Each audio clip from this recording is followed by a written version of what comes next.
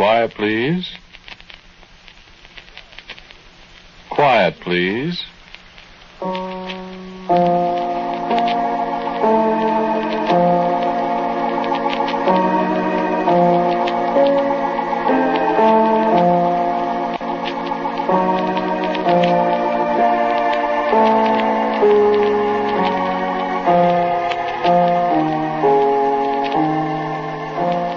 The American Broadcasting Company presents Quiet, Please, which is written and directed by Wyllis Cooper, and which features Ernest Chappell.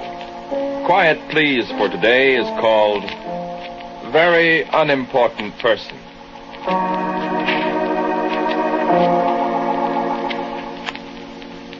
The Hollow Men. Ever read it?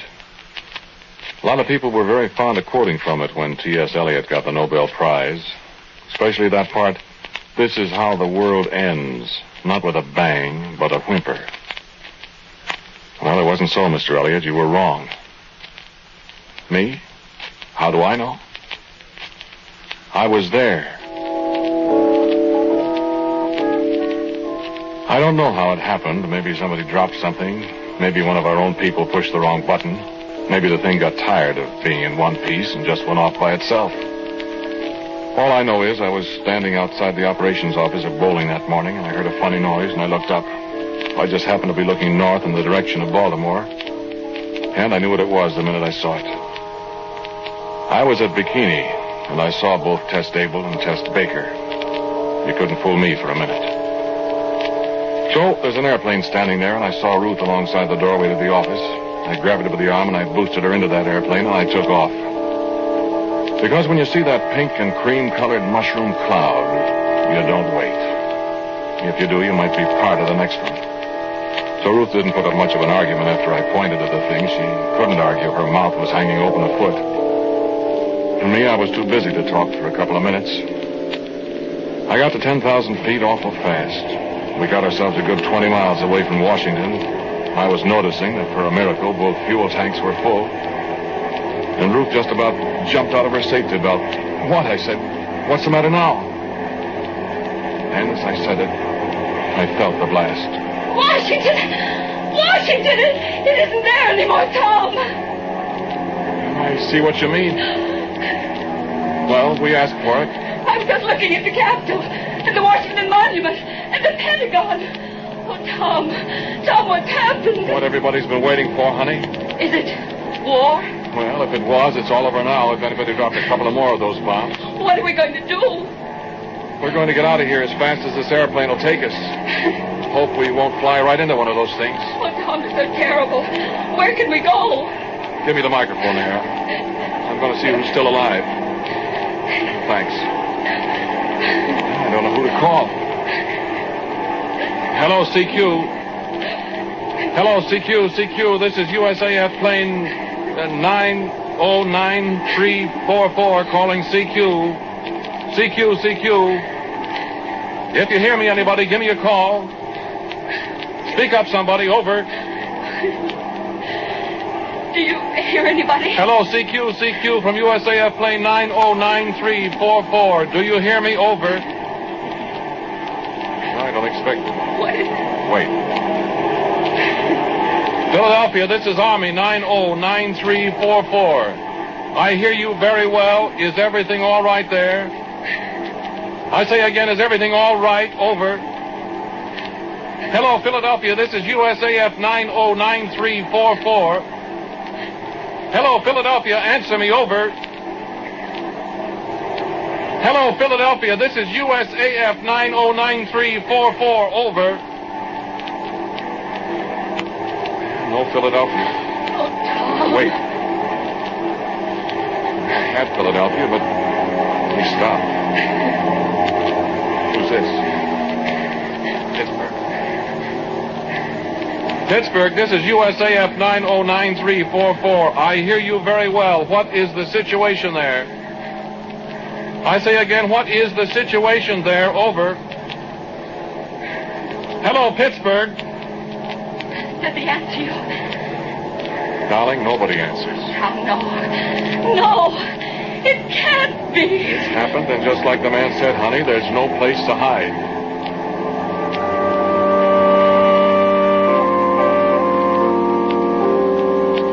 Wherever we turned, we saw the towering great clouds, starting now to blow away, getting ragged around the edges and clearing enough so we could see the ground once in a while. There'd be little towns, sure, but we couldn't tell what was going on down there, and I knew what might be happening. I didn't choose to land, because the ragged edges of those clouds would be blowing across those little towns down there that hadn't been hammered into nothing yet. And the pretty little towns with the elm trees along the streets, the pleasant little towns sitting on the edges of the river banks. Nice little towns. They'd get theirs pretty quick. I didn't want to be there.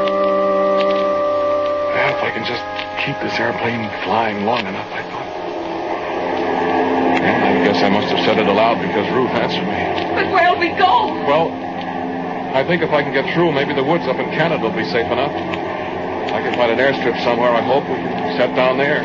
Tom, can we make it? Well, we can try, that's all. This looks like a pretty good airplane. And we've got gas. Oh, just look. The beautiful country. Yeah. Well, it's done now. Do you suppose it's like this everywhere? I don't know. I have an idea that if somebody dumped these things on us, there's more than one country like this by now.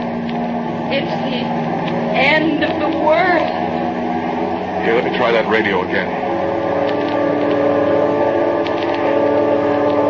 I tried the radio for an hour.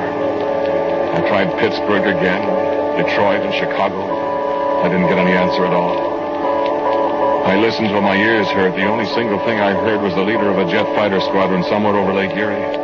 His voice was so faint. He was talking to his pilots, and he said, there isn't any field left to go back to. And then there was static, and he faded out. And we flew on, heading north for the snows and the wilderness of Canada, whatever kind of sanctuary that might be. I'd often wondered what people would say to each other in the face of an awful catastrophe. Would they pray, I wondered? Or would they try to comfort each other? Or would they try to reason their way out of disaster, or what? I found out we didn't say anything. And there wasn't anything to say. It got dark. And all around us on the horizon, there was the glow of fires and the luminous clouds. The clouds that a few hours ago had been cities, great industries, and people. The fuel tank I was using ran dry, and I switched to a second one. We flew along at 20,000 feet. I could hardly see. I was so tired and wrought up. But I saw Ruth had just given up. She was lying back in the seat, not snoring, but making the kind of sound that a sick animal makes. Then she sat up suddenly and opened her eyes. Okay. Oh, I was dreaming. You'd better go back to sleep. Where are we? Canada somewhere. Still see the fire. I don't know if I made a wrong guess coming up here or not. I don't seem to be getting away from anything.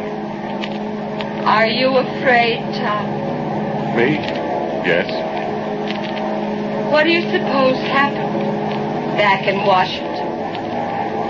I'm trying not to think about it. Flames, fire, dust. And nothing. Oh, Tom, do you think anybody else got away? I don't know. I doubt it. I wonder whose plane this is. It was waiting for somebody. Some VIP. A VUP now. What? Very unimportant person now. Yeah. Well, whoever he is, we ought to be awful grateful to him. Yeah? I'm sure you're both very welcome. Who? I'm afraid I'm the very unimportant person. The only thing I remember about him is his eyes. The light wasn't very good naturally, and I had to twist my head over my right shoulder to see him at all, standing between the cockpit seats behind us. So about all I could see was his eyes. I couldn't see them very well. He didn't have any hat. He sounded so tired. I felt sorry for him. Sorrier than I felt for myself or Ruth. I must have said something like that because he put his hand on my shoulder. Thanks, son. I am tired. It's been a long drag.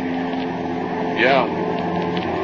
This your airplane, sir? I was under the impression that it belonged to the Air Force. I have a fair hunch there isn't any Air Force, sir. That's probably right. Were you back there all the time, sir? Yes. It's pretty rugged. Yes, it is. It's very rugged. I heard you say you're going to try to set down somewhere in the Canadian woods. Yes, sir, I'm going to try. Don't try it. Well, I haven't got much choice. Don't try it. Well, sir, if I run out of fuel... Just keep right on going. I said if I run out of gas... The point I was making is that there may not be any Canada by the time you run out of gas. Well, in that case... Sir? Yes? Do you think this is the end of the world? I wouldn't be surprised. Oh, no. I wouldn't be surprised. Do you really think everybody is going to die? Everybody does die, my dear. No kidding. You think this is the finish? Well, scientists have warned what would happen. The destructive power of these things is... Well, look at your world. Oh, I see what you mean. Oh, it can't be. It can't be. You think anybody will survive? I think so, yes. Oh, I hope. What do you base that on, sir? You're not a very observant pilot, young man. Well, what do you mean? Well, if you'll look out your window, you'll see another airplane flying right along with us. And I looked. And not half a mile away, a little behind us, was a constellation with TWA markings on her. And I grabbed the microphone and yelled at him. I've been trying to raise somebody for the last 2 hours, Air Force. Why don't you keep your radio on? Over. Where'd you come from? Over. Los Angeles to New York. We were just over Antonchico, New Mexico, when we heard from Tucson what was happening. And I decided to head for Canada. What reports do you hear? What happened? Over. We don't know. I haven't heard anything since this afternoon.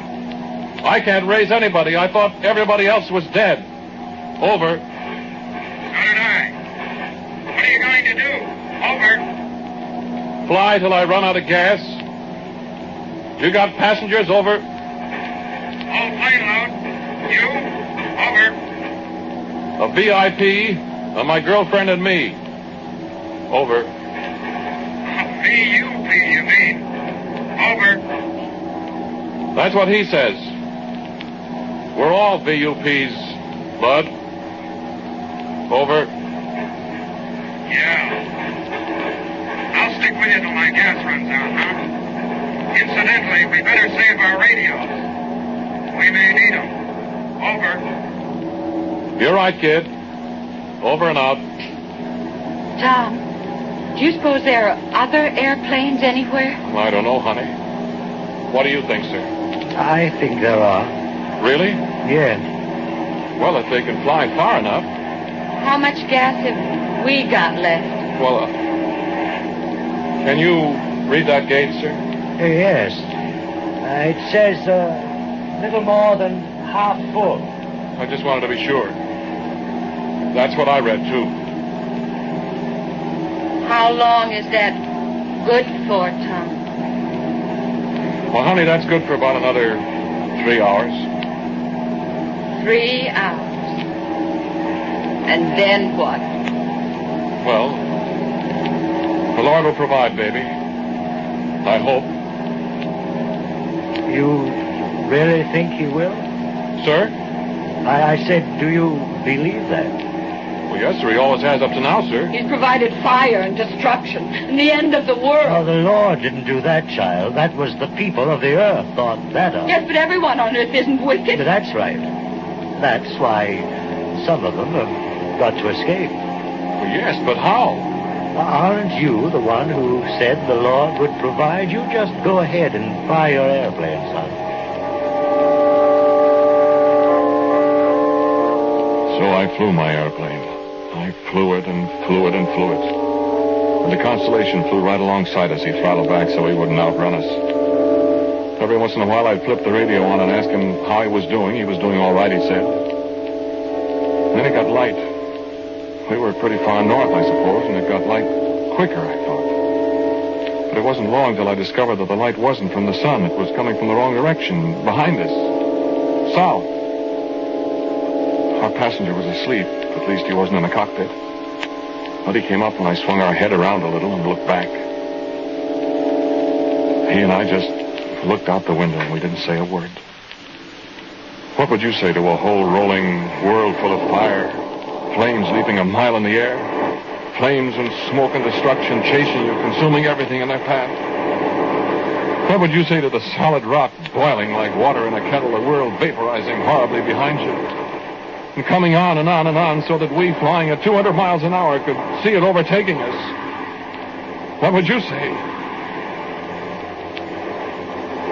Ruth had fallen asleep again, and she couldn't see it. But I saw it, and the pilot of the other ship saw it. And I heard his voice in my ears. You see that, Air Force? Over. I see it. Over. How's your gas? Over. I'm squeezing out the bottom of the tank. Over. Wish I could give you some. Over. Thanks. It's over all right, isn't it? You'll probably catch up with us before your gas runs out. Well, we tried. God help us all. Over now. And I flipped the radio off and I swung us back on course again. On a course that all of a sudden didn't mean anything anymore. And I woke up Ruth. Because I didn't want all this to end without saying goodbye to her. After all, I've loved Ruth all these years. There comes a time. And I glanced at our passenger, the very unimportant person. He was turned, still looking back at the terrible sea of flames that followed us. He didn't look scared at all. He looked sad. And he was crying. I had to strain my ears to hear what he said. And it was such a beautiful world. And then the engine started to spit, and I looked at the fuel gauge. It's empty. Well, so long, honey. Don't think it hasn't been swell. Oh, Tom, no. No. I love you. I love you, honey. Oh, Tom, darling, hold me tight. I put my arms around her, and I felt the plane slip out from under us as we lost flying speed, and I thought, well, this is it, now the fireworks. Ruth was squeezing me so hard. All of a sudden, I said, hey, what's this? Because the plane had her nose up again. We were flying along just as good as new. You know what? Our passenger, our VIP, our VUP, had hold of the wheel, and he was pulling it back, and we were climbing like mad.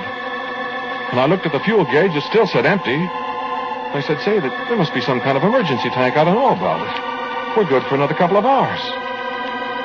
Well, thank God, I said. And then I looked out the window. And the propellers were standing still.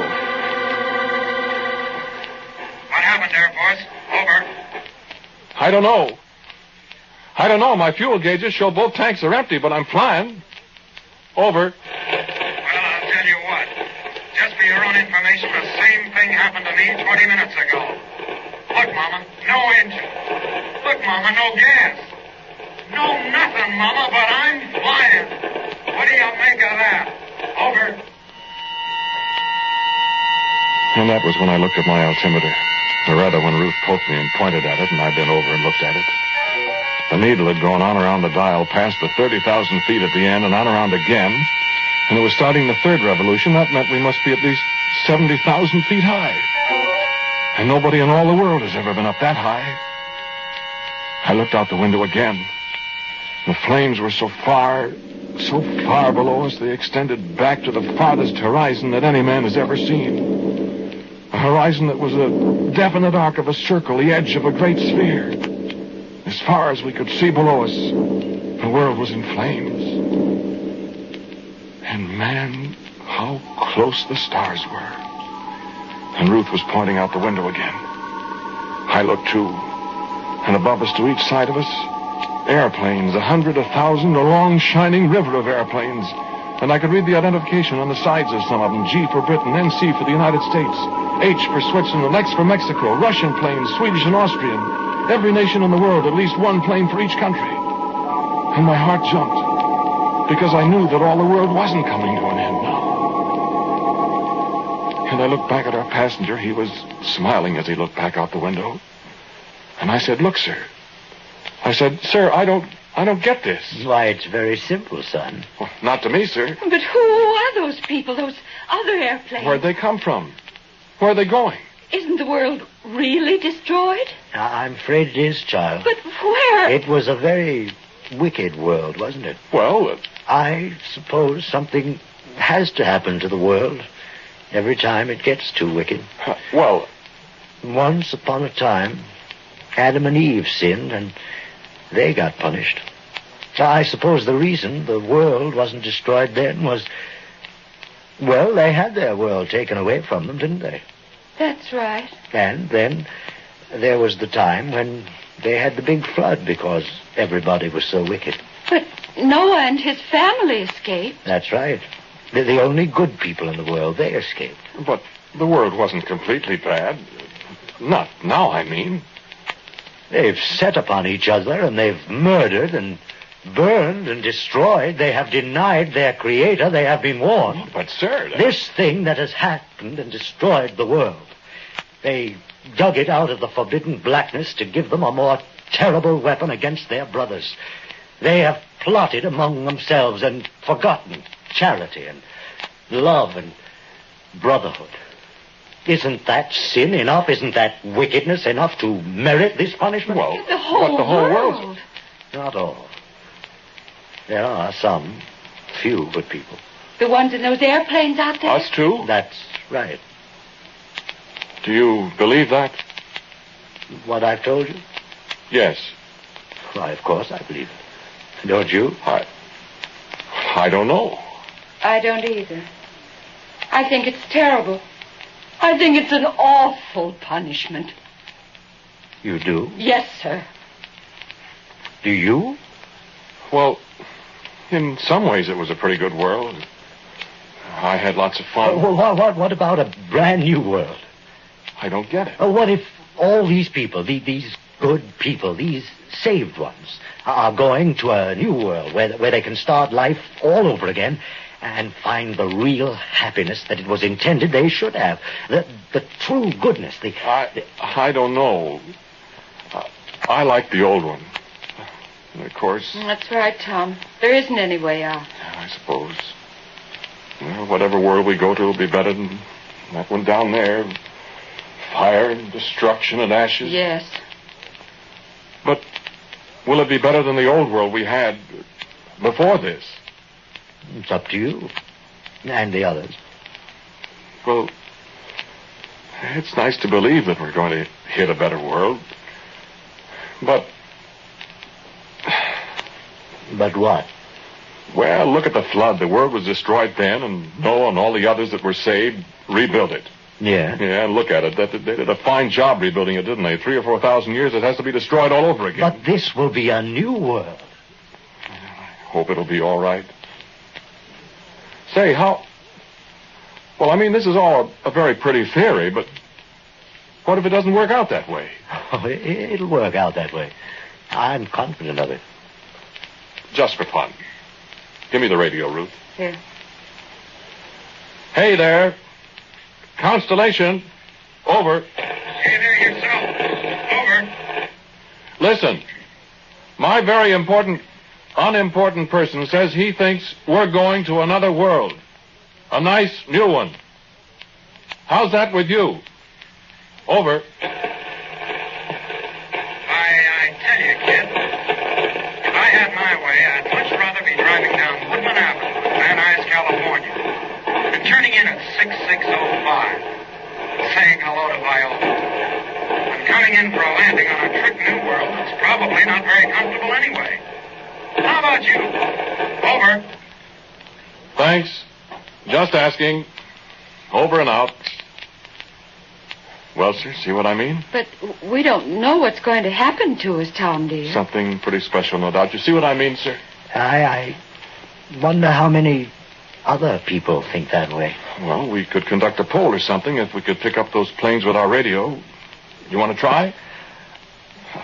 But what good did it do? It's purely, what do you call it, academic. A bright new world, peopled by only the good in heart, the righteous, the ones plucked from the burning for the goodness of their souls. Doesn't it sound wonderful? Well, no wars, no unpleasantness, no trouble. It sounds okay, too. Happiness. Well, I tell you, sir, it's too late to wish, but, well, God knows where we're going to land this time. Well, son, to be perfectly honest with you, I'm really not so sure after all. Honestly, I'm not. What? You think if you could go back to the world as it was before I let this all happen, you might help make something out of it? Honestly now? Sir, I don't know. I need an awful lot of help. You sure would. You know what? I'll tell you what I'm going to do. I'm going to give you a chance to make up your own minds. Well, that's fair enough. You and Ruth decide what you're going to do. Think it over. You can have your choice. We can all go on to the beautiful new world I've got all ready for you. Or if you want all that's happened to turn out to be a dream, you say so. Is it a deal? Sir, it's a deal. It's a deal. Okay, son. But you better get a lot of help while you're making that decision. You're going to be responsible for a lot of people, you know, and a lot of future. I know what your future will be if you take up my proposition. If you want it to be a dream, I can't promise. Okay? Okay, sir. Okay. Well, Ruth? I know what I think. So do I. But what does everybody else think, huh? Here, Ruth, give me that microphone. Shall some of us take the nice, bright, new world? Or shall we try to fix this one up for all of us? What do you say? Will you tell me? Quick? Over.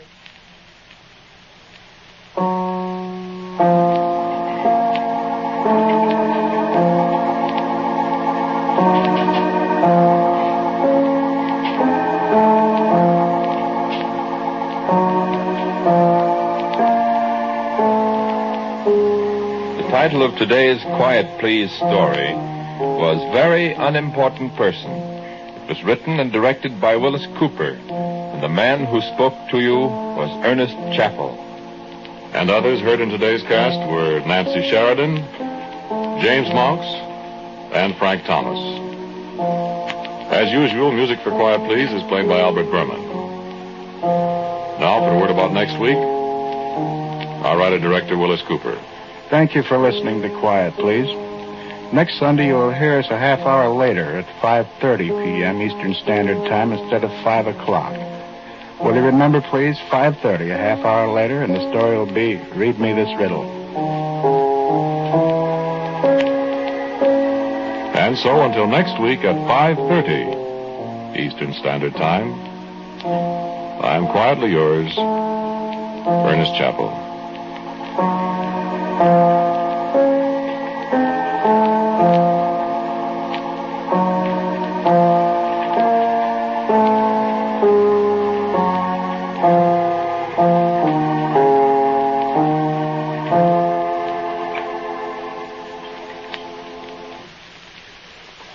Beginning next Sunday, as you have heard, Quiet Please will be broadcast 1/2 hour later in all time zones. This is ABC, the American Broadcasting Company.